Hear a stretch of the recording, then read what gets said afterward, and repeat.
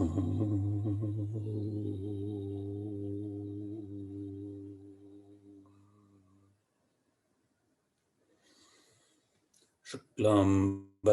विष्णुं शशिवर्णं चतुर्भुजं प्रसन्नवदनं ध्यायेत् सर्वविघ्नोपशान्तये। ॐ सिन्दूरारुणविग्रहां त्रिनयनां माणिक्यमौलिस्फुरत्तारानायकशेखरां स्मितमुखीमापीनवक्षोरुहां पाणिभ्यां मलिपूर्णरत्नचषकं रक्तोत्पलं बिभ्रतीं सौम्यां रत्नघटस्थरक्तचरणां ध्यायेत् परामम्बिकाम्। ॐ ध्यायेन्नित्यं महेशं रजतगिरिनिभं चारुचन्द्रावतंसं रत्नाकल्पोज्ज्वलाङ्गं परशुमृगवरभीतिहस्तं प्रसन्नं पद्मासीनं समन्तात् स्तुतममरगणैः व्याघ्रकृत्तिं वसानं विश्वाद्यं विश्वबीजं निखिलभयहरं पञ्चवक्त्रं त्रिनेत्रम्। ॐ नारायणं नमस्कृत्य नरं चैव नरोत्तमं देवीं सरस्वतीं व्यासं ततो जयमुदीरयेत्। गुरुर्ब्रह्मा गुरुर्विष्णुर्गुरुर्देवो महेश्वरः गुरुः साक्षात् परं ब्रह्म तस्मै श्रीगुरवे नमः। श्रुतिस्मृतिपुराणानाम् आलयं करुणालयं नमामि भगवत्पादं शङ्करं लोकशङ्करम्। ॐ सहना भवतु सहनौ भुनक्तु सह वीर्यं करवावहै तेजस्विनावधीतमस्तु मा विद्विषावहै। ॐ शान्ति शान्ति शान्तिः। सर्वोपनिषदो गावो दोग्धा गोपालनन्दनः पार्थो वत्स सुधीर्भोक्ता दुग्धं गीतामृतं महत्।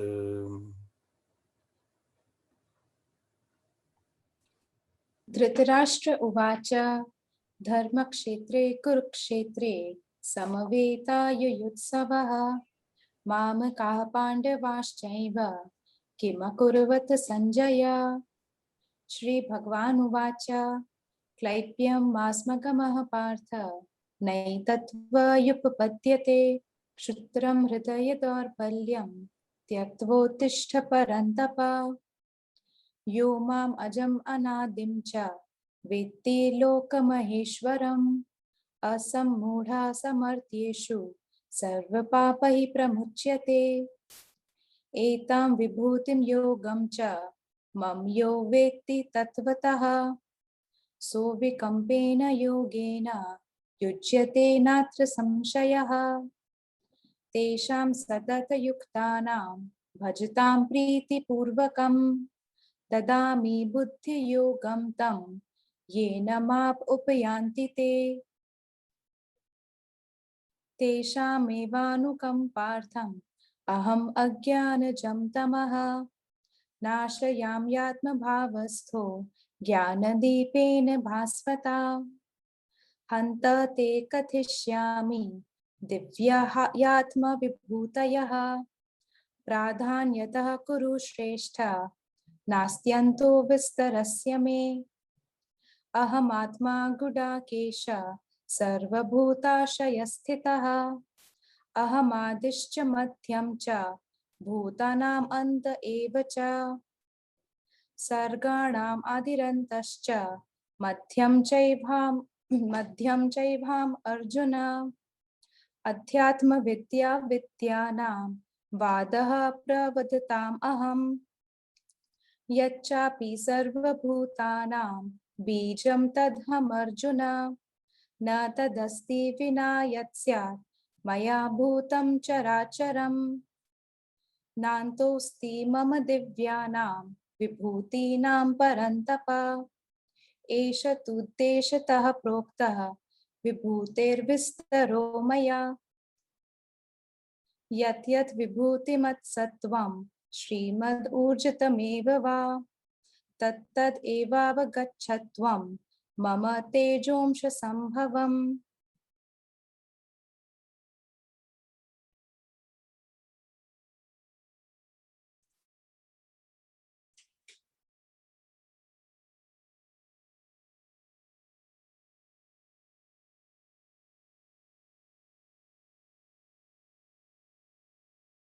Oh, very good. Thank you.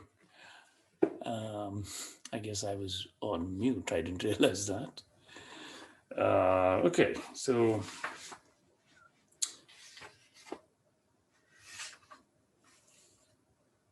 we were, I think we had finished 18.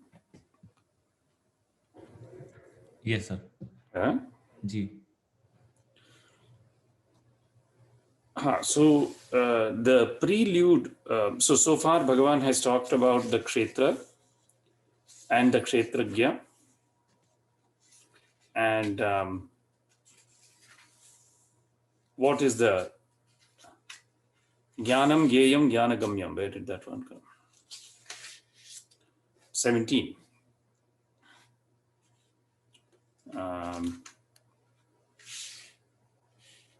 And so 18, Bhagavan says, Iti kshetram tatha jnanam gyeyam cha uktam samasatah. Thus have the field, knowledge, and the knowable, or that which should be known, whose characteristic, what is so interesting about this knowable?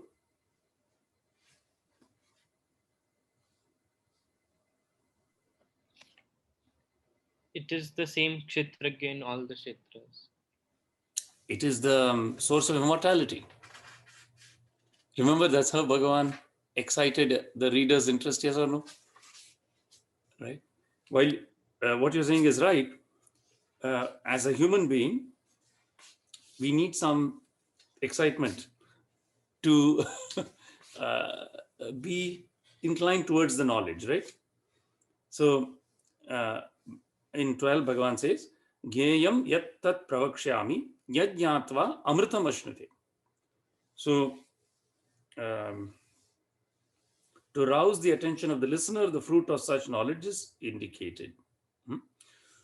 Prarochanena iti prarochanena shrotuhu abhimukhi aha. So that is why this noble is so important or so valuable or etc.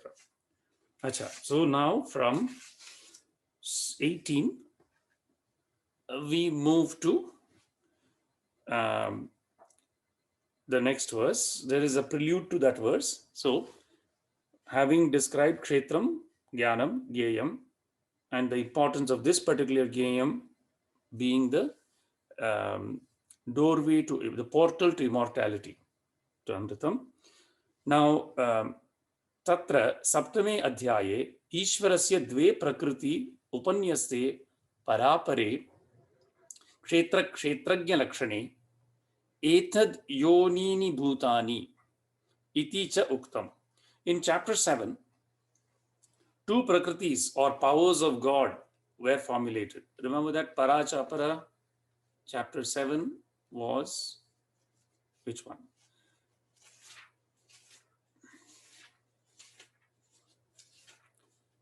Raja, this was knowledge and realization.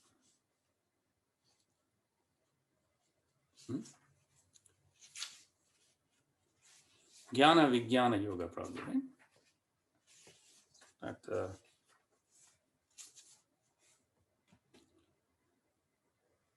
Jnana Vijnana Yoga, Nama Saptamodhyaya. So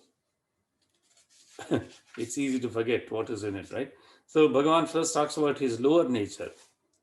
Apara ayam iti. Which one is that? Bhumir apaha analaha vayuhu kham mano buddhirevacha ahankara itiyam me bhinna prakritir ashtada. It's a distinct eightfold nature, right? Earth, water, fire, air, space, mind, intellect, and ego sense. There seems to be a mapping from there to the Kshetra. Correct? Does that make sense? This Bhagavan says is my lower nature. Higher nature is the one by which the whole world is upheld. And then he says, know all beings to be born of this, my dual nature, etc. Raso aham apsu. And then Bhagavan is talking about his subtle presence. Pranavaha sarva vedeshu. And bijam sarva bhutanam, etc. And that was the one. Balam balavatam asmi kama raga vivarjitam dharma aviruddho bhuteshu kamo asmi bharatarshava, etc. And then due to these three gunas which constitute Prakriti, this whole world is deluded. Sarva mohitam na abhijanati mam ebhya paramavayam. The immutable reality who is beyond these, etc. Daivi hiesha gunamayi mama maya duratyaya mameva ye prapadhyante maya metam tarantite. Indeed, this divine delusive power of mine is hard to cross over. This power of Prakriti, Shakti. Those who surrender themselves exclusively to me pass beyond this Maya. And then Bhagavan describes the different types of aspirants and Chaturvidha, etc. And the importance of bhakti. And so this is that reference, and it is an excellent reference because Bhagavan there referred to his para and apara nature, and there is the mapping we can see between his prakriti and the kshetra that has been described so far. And this will now form the point of the discussion coming forward. In chapter 7, two prakritis or powers of God were formulated, a superior and an inferior one, constituting the field and the field knower. Further, so, dve prakriti upanyaste, para apare, kshetra kshetragya lakshane, etad yonini bhutani. It is affirmed that all beings are born of them. Iti cha uktam. The question, how all beings are born of these two powers, the field and the field knower, is now answered. Kshetra kshetragya prakriti dvaya yonitvam katham bhutanam iti. Ayam artha aduna uchyate. So this is actually a very beautiful synthesis, the Bhagavad Gita, of the Sankhya philosophy and the Advaita Vedanta. When we read the Yoga Sutra, it is based on Sankhya philosophy of Purusha and Prakriti. However, Advaita Vedanta is pointing to one, right? And so the confusion can arise. How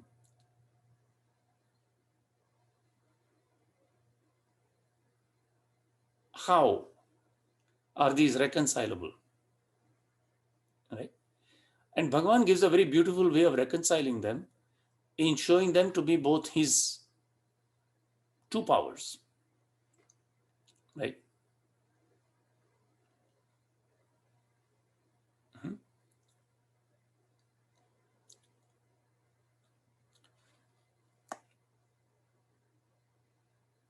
So, 19, please. I'll read. Prakratim purusham chaiva vidyanadi ubhavapi vikaransh gunanshaiva vidhi prakriti sambhavan. Prakritim purusham cha eva vidya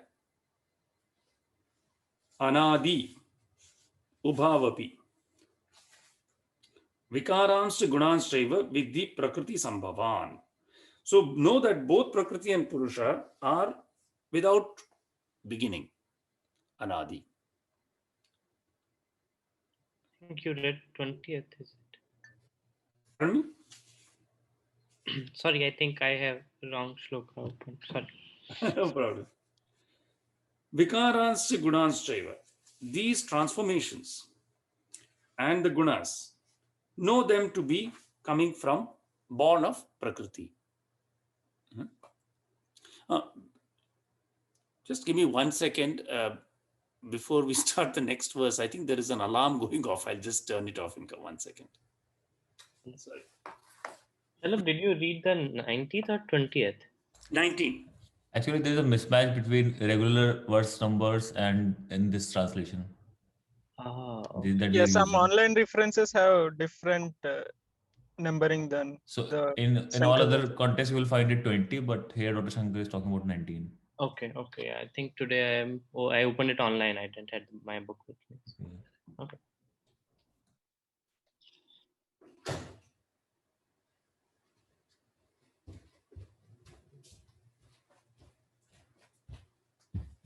Is there a discrepancy in the text? Copies?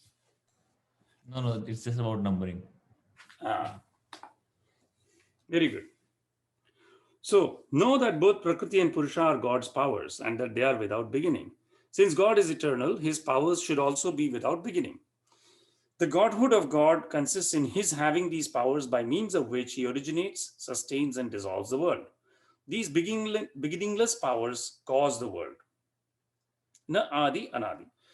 Some construe the compound anadi as a tat purusha, meaning without beginnings. They hold that thus only can God be posited as the cause of the world. If Prakriti and Purusha in themselves are without beginning and the world their product, God won't be the maker of the world. This argument is not sound, for before these two, power and spirit, arise, God won't be God, as there won't be anything of which he is the Lord. Thus, he won't be God at all. Thus, also arises the contingency of non-liberation, since transmigratory life becomes uncaused. The Shastras thus become futile, and finally there would be neither bondage nor liberation. On the other hand, when both God and his power are held to be eternal, all this will become consistent. How? Transformations and constituents to be recounted presently, intellect up to the body and sense organs, apprehensions of pleasure, pain, and delusion, which are the transformations of gunas, know these to be born of Prakriti. Prakriti is God's causal power to produce transformations.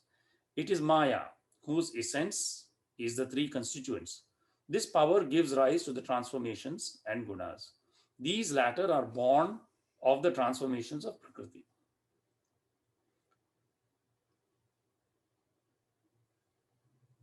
Prakriti ईश्वरस्य विकार कारण शक्ति त्रिगुणात्मिका माया सा संभवः येषां विकाराणां गुणानां च तान् विकारान् गुणान् च विद्धि जानीहि प्रकृति संभवान् प्रकृति परिणामान् के पुनः ते विकाराः गुणाः च प्रकृति संभवाः इति आह. Now what are these prakriti born transformations and constituents? Aha, 20 please. कार्यकरणकर्तृत्वे हेतुः प्रकृतिरुच्यते पुरुषः सुखदुःखानां भोक्तृत्वे हेतुरुच्यते. Karya, Karana, Kartritva. Karya is the work. Karana, Karyam is Shariram. Karanani, Tatsthani, Trayodasha. The instruments are the 13 senses lodged in the body. Kartritva is the sense of doership. Right? And this totality is caused by Prakriti. Hetuhu, Prakriti Ruchyate.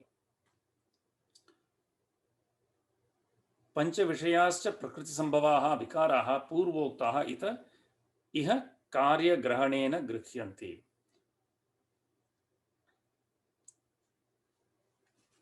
तेषां कार्यकरणानां कर्तृत्वम् उत्पादकत्वम्.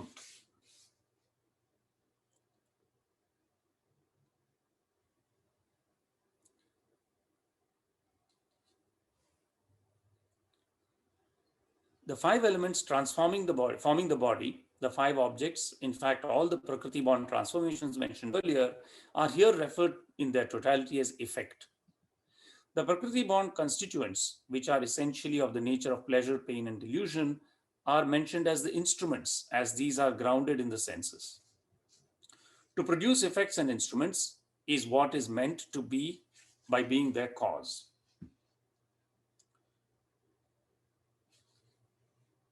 So actually, Kartrutva should be interpreted here as cause. Prakriti is said to be the cause that accomplishes the effects of and the instruments in the form of body and the senses.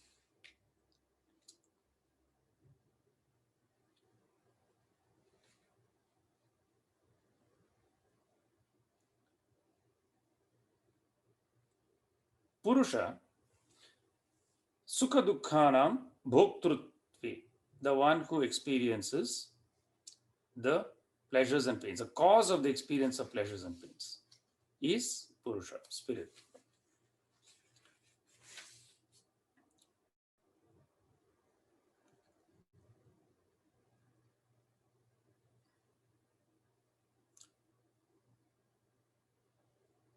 He is said to be the Purusha, the Jiva, the field knower, the experiencer, all these are synonymous. He is said to be the cause of experiencing or of knowing objects, that is, pleasure and pain. How can spirit and power be said to cause transmigratory life? By experiencing pleasures and pains and by accomplishing effects and instruments. It's explained as follows.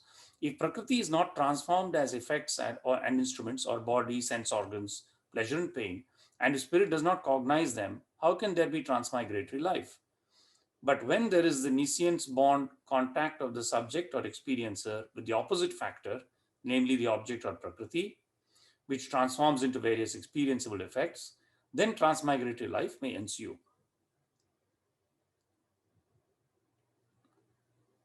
Yat purushasya sukha dukkhanam bhoktrutvam iti samsaritvam uktam tasya tat kinimittam iti uchyate. Kim nimittam.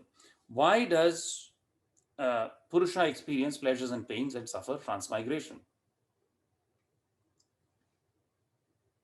At 21, please.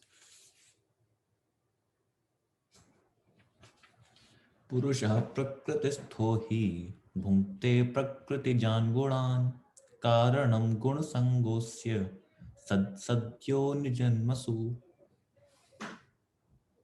Purusha, situated in Prakriti, Prakriti-stho,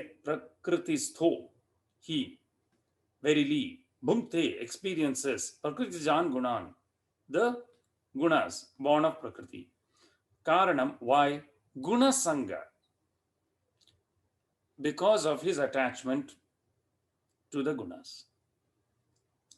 Sad, asad, yoni, good or evil, births, wombs, the cause of his birth in wombs, good and evil.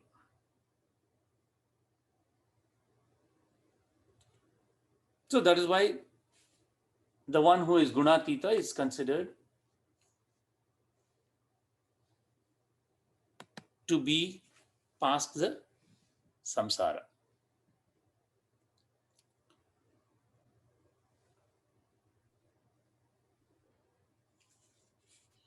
Dr. Shankar, can you explain how is Purush present in Prakriti? Yes. Because if you consider a dead body, it has all the physical apparatus, but it is not a suitable medium for experiencing the world because the jiva has departed the body. Right? Okay. The body is like a glove. Somebody has to wear the glove.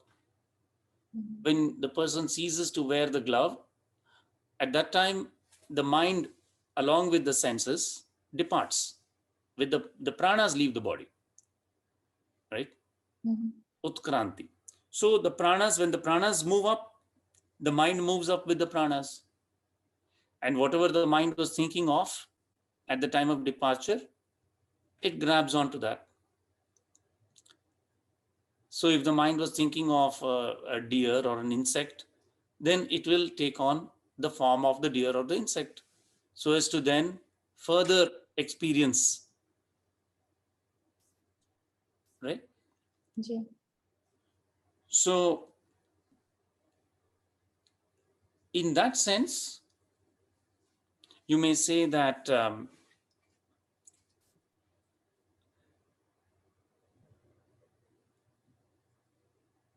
when we say chara achara, the chara has purusha having lodged in prakriti stha, Mhm. right? That is why that combination is essential for the world experience. So, Dr. Shankar, how can we relate this with the Purush Suktam? Yes. So, yes, tricky and difficult question, right? See, that Purusha is Gunatita, Hmm. right? Ji. Both are called Purusha, right? But when Purusha is intermingled with Prakriti, the same thing comes in the Yoga Sutra also, right? Yoga Sutra is very clear. It says Ishvara is a special kind of Purusha. What is the special quality of Ishvara's Purushatvam? Vishesha Purusha. He has no karma. There is no karmashaya for Ishvara, right? So why is there no karmashaya? Because he is beyond the gunas, right? Ji. Uh, a jnani does something, and the ajnani does the same thing, Hmm. but the effect is different, right? Ji. The jnani does with the notion that gunas play with the gunas. Hmm. The ajnani does with the hope that that particular body or that particular jiva will gain something. Ji. And so there are different types of there. That's why Yoga Sutra says there are different kinds of Purusha. They are both Purusha only, but one is in some sense the Gunatita form. So the Purusha Suktam is referring to the absolute. Okay. Yeah. This entire chapter is a way to explain. So this is the fundamental riddle of Advaita itself, right? And Hinduism. I tell you again and again, this is the ultimate riddle. How did the one become many? You see, if we can accept that it is one all the time, then the entire Gita is useless, right? Hmm. But the very fact that we see many means that somebody has to come and tell us how did the one come from the many? I mean, how did the many come from the one, Hmm. right? So this is entirely an explanation of that. How did this entire diversity, multi-formed world and transmigration through life, how did that all originate? That is being explained here. And the terminology is definitely confusing. That's the beauty of Sanskrit and our Hindu philosophy, that things have different meanings depending on which context they're used in. And for that, that's why one needs a guidance in reading. So the Purusha Suktam refers to the absolute, that is ji. Brahman. This Purusha is from the Sankhya concept. Sankhya as philosophy in the Yoga Sutra is a dualistic philosophy because it talks about Kaivalyam. Kaivalyam is Purusha standing away from Prakriti, technically, Hmm. right? But Advaita tells you that when that Purusha stands away from Prakriti, in his sense, one knows that Prakriti is the power of Purusha only. And that Purusha you may think of as Brahman, and Maya is the power of Brahman, right? Ji. The word Brahman itself means brh. It expands. it grows. Why is that? Because of its power. Why do we say that all the astronomers say the universe is expanding? What a frightful thought. Why is this universe continuously expanding? Right? Because it's Brahman. Right? Its very power is that. Ji, Does that make sense? yes. So we have to go, there are different formulas. So a very useful formula is, we see so much variety, right? If you look outside this window, there's grass, there are trees, there's a fence, there is a stone-like things, tiles, there are birds, etc., etc. Right? So the variety in the world is infinite. Mm. So if you want to understand how did the many come from the one, there must be a reductionist principle, right? There must be a way to go from infinity to one, yes or no? Yes. Okay. So I'll give you a formula. First, reduce infinity to 5. Mm. You understood? You're with me so Yes. far? Yes. 5 senses. Reduce that to 3 because the senses come from the gunas. Ah. Then reduce that to 2, Purusha and Prakriti. Mm. Then reduce it to 1, ji, or the state where you cannot say there are 2. That's all. Now are you seeing? yes. One process is called involution. The other process is called evolution. Evolution is many coming from the one. This is evolution in a cosmic sense, ji, not the Darwinian sense of evolution. Involution is going in, Mm. taking the infinity back to one. Right? So what God is saying is, as long as you don't make attempts to involute, there will be successive rebirth in the samsara, pleasure and pain, the dualities, etc. And as the mind gets more and more purified through world experience, sarvam eva dukkham, it sees that this up and down is quite needless, that one's true nature doesn't have to be subjected to this. Right? Mm. So that is the gist. Is that useful? Yes, Dr. Shankar, very much so. So it is that thing. You see, bhoga apavargartham drishyam.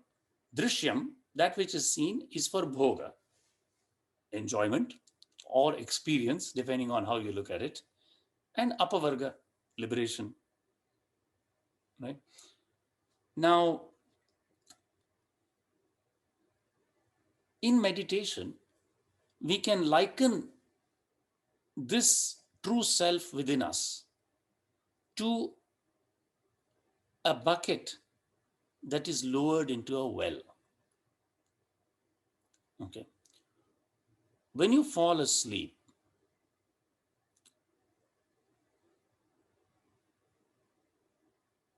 the mind, although it has pratyaya abhava, it has no concept presented in it, it is actually overwhelmed by tamas because there is no awareness in sleep. However, in samadhi, also there is no pratyaya, there are no concepts, but the awareness is 100%. Right? So every day falling asleep and waking up is like taking this bucket and putting it into the well and bringing it up a little bit. Okay. But unless efforts are made, that bucket will just keep going up and down in the water. It will go in deeper at night, come up a little bit in the morning to the surface, go back at night, come up to the surface. Unless effort is made to pull it out, right, once and for all, then the lady of the household, in the morning, she takes the bucket and takes it out of the, then it can't go back in. Right? Every morning, when they say, get up in the morning and sit in meditation, what are we doing? We are pulling the bucket up from the depth of physical world, sense experience. Right? That's why we have to sit erect, because you cannot draw a bucket on the sideways. When you lie down, you can't draw the bucket, right? So this is the point. So think of it as an involution, and this is the, you may say, the last stage, right? From Dvaita to Advaita. So Bhagavan makes it easy. He says, I told you already, this imperishable, to know it in its nirguna aspect is very hard, right? Their path is more difficult, he says. Right? So he says, easiest thing is surrender to me. These are my powers. There too, right? Once you know me, then you will not have this delusion. What are these two powers, right?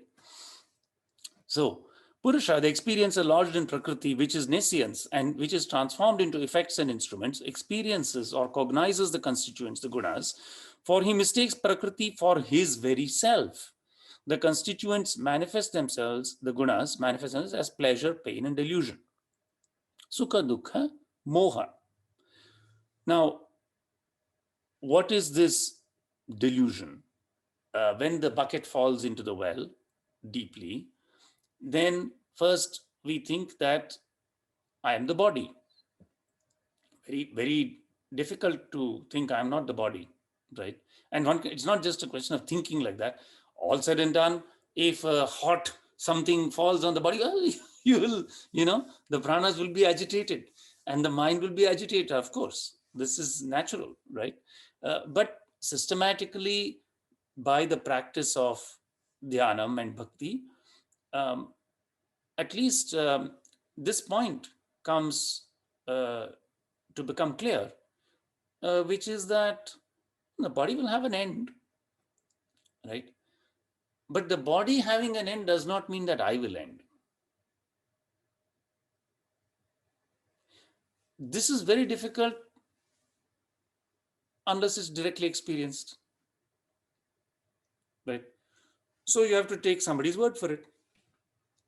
But it's the truth that all articles of faith, most practices of faith, in one way or the other, that's what they say.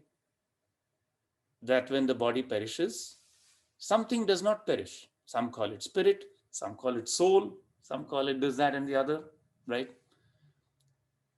But this is an acknowledgement. So that is the first layer of delusion. Then may come the thought, well, maybe I'm not the body, but I'm the mind, right? So then the entire conglomerate of personality, right? I will identify with my gender. I am a he or a she or a they nowadays, or I may be non-binary or trinary, and other kinds of delusional fantasies can be entertained and are also propagated and promulgated in today's society. But they are super additions to the real meditator. The real meditator does not even want to take on the gender identity. The true I cannot have gender, right? So it cannot have personality. It's not happy or sad, strictly speaking, because something experiences that happiness and sadness, and that thing is unchanged. The experiencer does not change. In spite of extreme sadness and extreme happiness, they come and go, but there was an I that experienced both and did not change, right? If we take that which is real to be unchanging, then if you look at your own life, through all the happiness and sadness, there was someone experiencing that, and that someone did not change, but the emotions came and went like waves on the surface. So this way we are slowly peeling off the layers, right? And starting to understand what is this thrilling, blissful, ever existent inner core in every heart of every person, every living being. That is in fact what the Purusha Suktam is referring to, right? Acha. Now Bhagavan will give some more beautiful and delightful things. So he says, and actually what follows here, the commentary, he thinks I am happy, miserable, deluded, or learned. Beautiful, right? Even learned feeling is, as I told you, a limitation. Everything is a limitation. Anything is an upadhi. caste is an upadhi. Sense of learnedness is an upadhi. At some level, you have to give up that also, right? Because it is of the mind, right? And all these things. In this context of nescience, the main cause of the spirit's birth or embodiment is attachment or conceit of being the self, regarding the constituents' experience as pleasure, pain, and delusions. See, according to his desire, he wills. Sa yatha kamo bhavati tat kratur bhavati.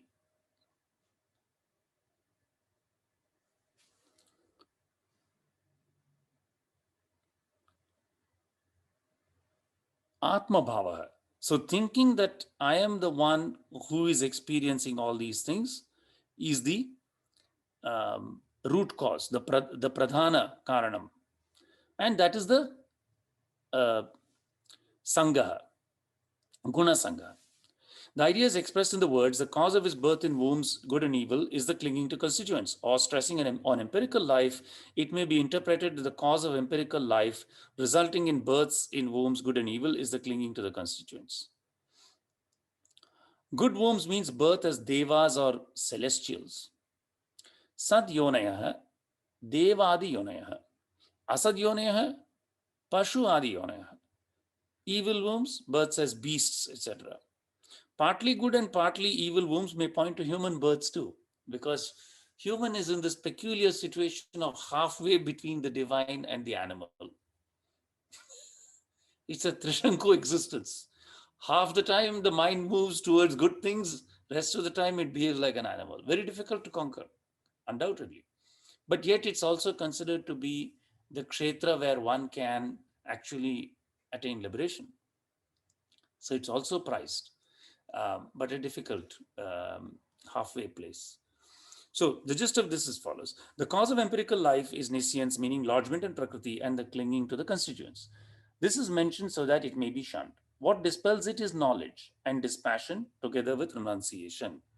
What is jnana vairagye sasanyase Gita Shastre prasiddham. This has been proclaimed in the Gita system of thought. So knowledge itself will automatically bring about dispassion. Dispassion does not even necessarily have to be actively cultivated. Life experience itself will bring dispassion, right? That's the beauty of life experience. So as the gunas are refined progressively from tamasic to rajasic to sattvic, finally the sattvic person will experience pain unless there is vairagya. Empathetic ones will always experience pain unless there is dispassion. If one were to accumulate the empathetic feeling we feel for all the people who suffer in the world, you will be overwhelmed and you will drown. So how do the Gyanis still manage to overcome all that? Is through vairagya, through the knowledge that this is Maya, this is not real, truly. Right? So, knowing that it is a play, the Gyanis are able to, through that knowledge and dispassion, together with sannyas. This truth has been, the relevant knowledge has already been set forth, 1312, iti. Knowledge through which immortality is won. Remember, that was the characteristic of this knowledge. It has been set forth through passages as first reject all entities other than the truth, and next by passages superimposing on it attributes not its own. Tasya eva punaha sakshat nirdesha kriyate. Again, he, the spirit, is directly described. Number 22, please.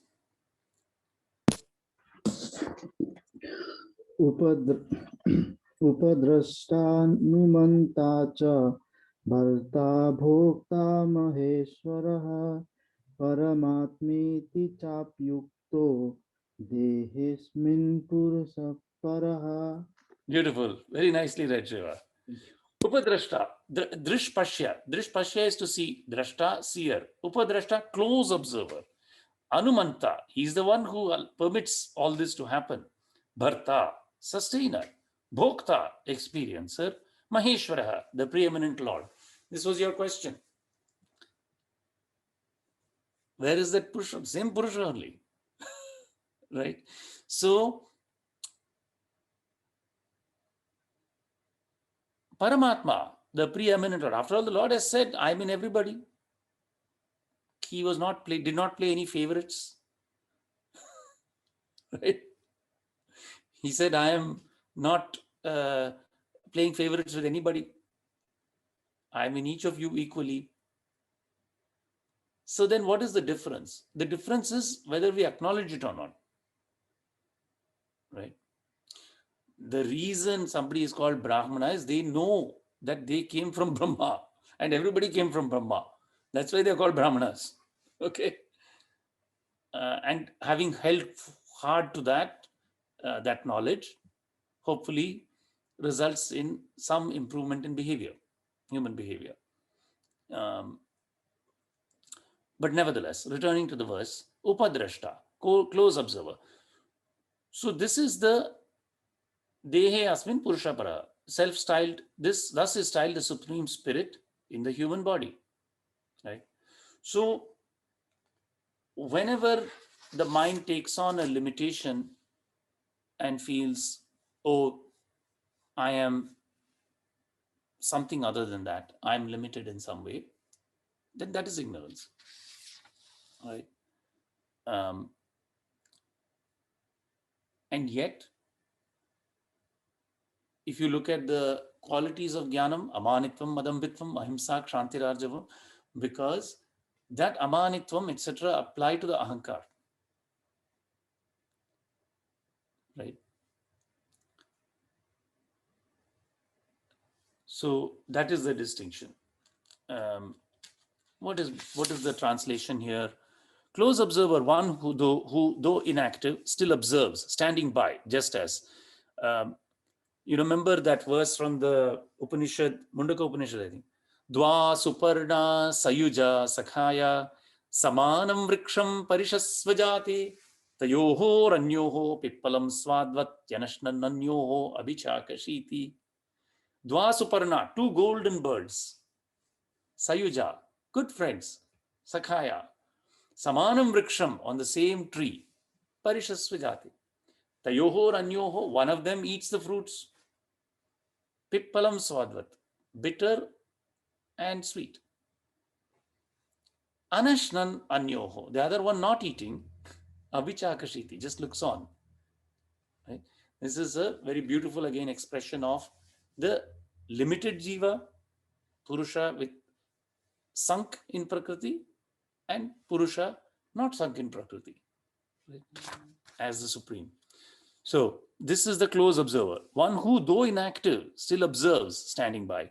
Just as while the officiating priests and the sacrificer busy themselves with sacrificial activities, another, an expert in the science of the sacrifice, observes their merits or flaws without participating in them.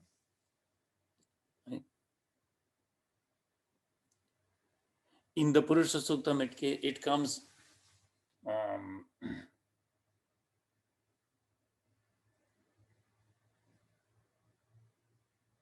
Devanam Purohita. He is the Purohit of the Devas. The Devas are doing the Yajna. This is very close to that concept. Right?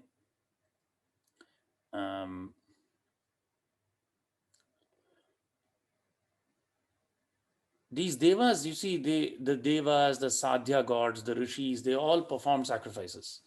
And they performed sacrifice of Purusha only. They tied him like a Pashu, Abadnan. Right? And performed the sacrifices. And therefore, from that, all our creation. I mean, after all, if Kashyapa Maharishi had not married Diti and Aditi and given birth to the Aditya, the sun, and all the other Adityas, right? And the Daityas and the Danavas, right? Where would all this beautiful creation have come from? Right? So they have all done sacrifices, Rishis, Sadhya gods. And this close observer is observing. He observes them all, being close to them. Or the observers are the body, the eye, the mind, the intellect, and self, the body being the outermost. Proceeding inwards therefrom, the innermost observer is the self, none else being closer or more inward. Again, in meditation, we say, if you see anything, turn away and move inward. That will be the direction towards the true self. Right? Moving from involution, from the many to the one. Thus, this most inward observer is styled close observer, or like the observer in the sacrificial ceremony, he observes all objects. Also, he accords sanction or approval to those who perform and to their actions. Hence, he is their approver. How great is that? Etavan asya mahima. Right? Or, though he does not participate in the activities of the body and its instruments, he seems to do so, promoting them all. Hence, he is the sanctioner, Anumanta, or never thwarting those who act but witnessing them all. He is the sanctioner, sustainer, Bharta. Sustentation is maintenance of the apparently intelligent forms of body, senses, mind, and intellect held together to subserve the spirit. It is accomplished by the intelligent self. So he is called the sustainer. The self is styled experiencer, bhokta, because due to it, meaning the self, the mental states like pleasures, pains, and illusions, which refer to objective forms, get intelligized, as it were, at the source itself and are apprehended distinctively. As he is the self of all and independent, he is at once preeminent and Lord. He is supreme and the close observer of entities like the body, etc., which are mistaken due to nescience for the self.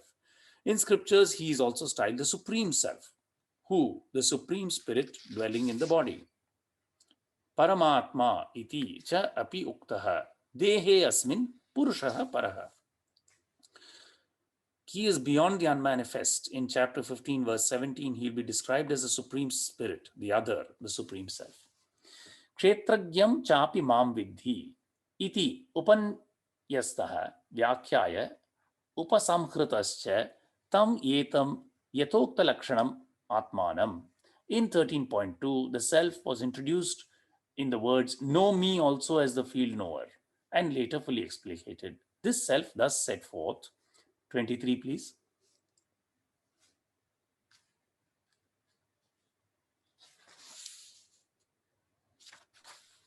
I will. य एवं वेत्ति पुरुषं प्रकृतिं च गुणैः सह सर्वथा वर्तमानोऽपि न स भूयोऽभिजायते. Beautiful. Ya evam veti, he who knows. Remember another verse starts, Ya evam veti hantaram, yaschairam manyate hatam. Ya evam veti purusham, prakritim cha. He who knows thus, whoso knows thus the spirit and his power. Gunaihi saha, together with the gunas. Sarvatha vartamanopi, na sa bhuyaha abhijayate. Is no more born, no matter how he fares in the world. Ya evam iti, whoso knows, as has been set forth, the spirit directly as self, as here am I, and also the power of Prakriti, as nescience, together with the gunas that are its own modifications, is no more born, is no more embodied after the fall of the knower's body.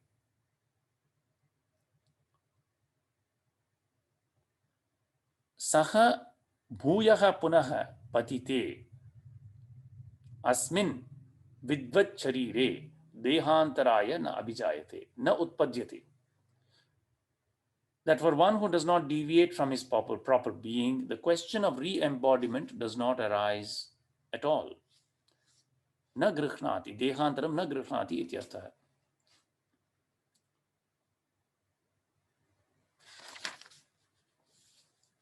Then there are many objections and replies, but perhaps this is a good place to stop because it gives a logical conclusion from 19 to 23 is a nice segment. And any questions or comments?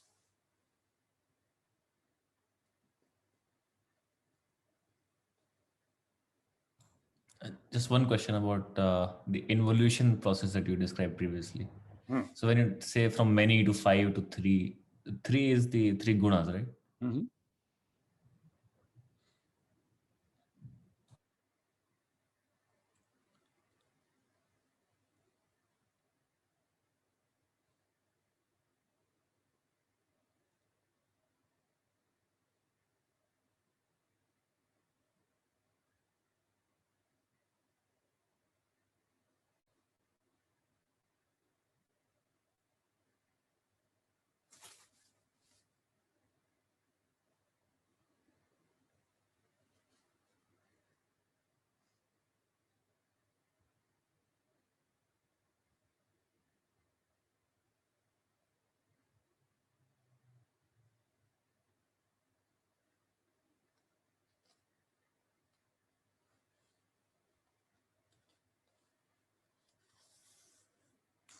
So what did you think? Kshetra,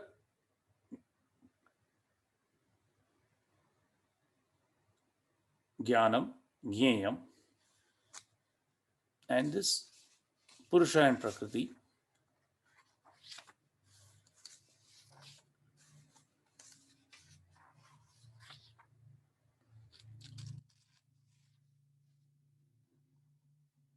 Any other questions or comments?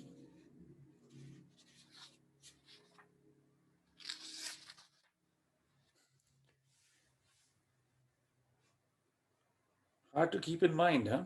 In the hurry-burry of daily life. So that is why the Gita class is very useful as a reminder and a refresher of the eternal concepts. Tomorrow is Shankara Jayanti, and I think Rakesh had forwarded the link to this chanting of the Digvijaya Saram. So that could be interesting to listen to. And so it's a very nice day to think and give our appreciation to mentally to Bhagavan Sri Adi Shankaracharya, who is the commentator of this version of the Gita.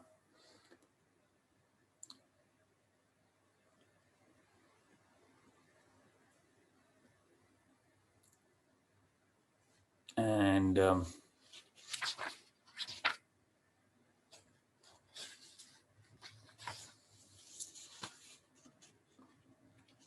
giving us the blessing of awareness in the midst of all the challenges of the empirical world. So, very well. Joyous and very nice set of verses. We will resume, I think, next weekend. I'm not sure. We will send a confirmation probably. I'm hoping we can have it. I will be on travel, but if not, then I will inform. And maybe we will skip one weekend and then resume. Actually, if we don't do it next weekend, we're definitely skipping the weekend after that because I will be again traveling back. But then we will resume from the first week in June. There will be continuous meeting. But I'm hoping still that maybe next week and next Saturday we can still have a meeting. Very good. I hope you all enjoyed. We'll say Shanti Mantram and have a lovely evening and enjoy Shankar Jayanti tomorrow. Om Tacham Yora Vrinimahe Gatum Yajnayam Gatum Yajnapataye Daivi Swastirastunaham Swastirmanushebhyah Urdhvam Jigatu Bheshajam Shanno Astu Dvipadehe Sham Chatushpade Om Shanti Shanti Shanti.